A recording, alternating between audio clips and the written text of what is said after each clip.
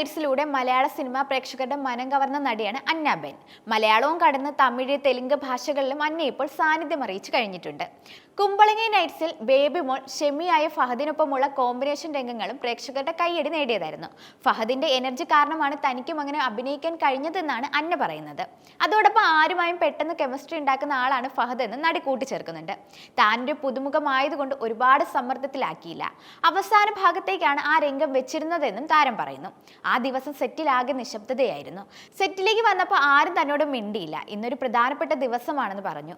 ആ സീൻ ചെയ്യുമ്പോൾ ഫഹദുമായി നല്ലൊരു ബന്ധമുണ്ടായിരുന്നു. വളരെ അവിശ്വസനീയമായ ഒരു അഭിനേതാവാണ് അദ്ദേഹം എന്നും ആരുമായും അദ്ദേഹം പെട്ടെന്ന് ഒരു കെമിസ്ട്രി ഉണ്ടാക്കുമെന്നും അതുകൊണ്ട് തന്നെ താൻ പെട്ടെന്ന് കംഫർട്ടബിൾ ആയി എന്നുമാണ് അന്ന പറയുന്നത്. ശരിക്കും അദ്ദേഹത്തിന്റെ എനർജിയാണ് തന്റെ കഥാപാത്രത്തിലും കാണാൻ കഴിഞ്ഞത്. അദ്ദേഹം ദേഷ്യപ്പെട്ടപ്പോൾ താനും തിരിച്ച് അങ്ങനെ ചെയ്തു. അത് വളരെ രസകരമായിരുന്നുവെന്നുമാണ് അന്ന പറയുന്നത്. ഫഹദ് ഫാസിൽ, സൗബിൻ ഷാഹിർ, ഷെയ്ൻ നിഗം, ശ്രീനാഥ് ഭാസി, ഗ്രേസ് ആന്റണി തുടങ്ങിയവരും ചിത്രത്തിൽ പ്രധാന വേഷങ്ങളിൽ എത്തിയിരുന്നു.